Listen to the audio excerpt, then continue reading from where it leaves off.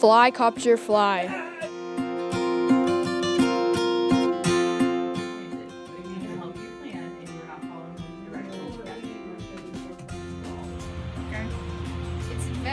The helicopter was invented by Ida Sikorsky in 1939.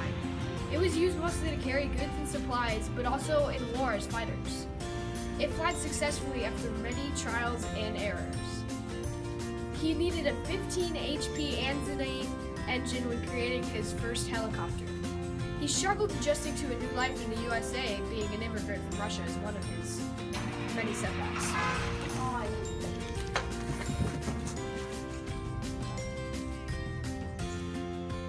Fly, copter, fly.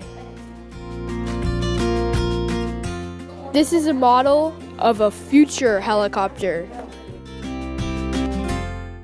This is an example of a helicopter you would see in the sky right now.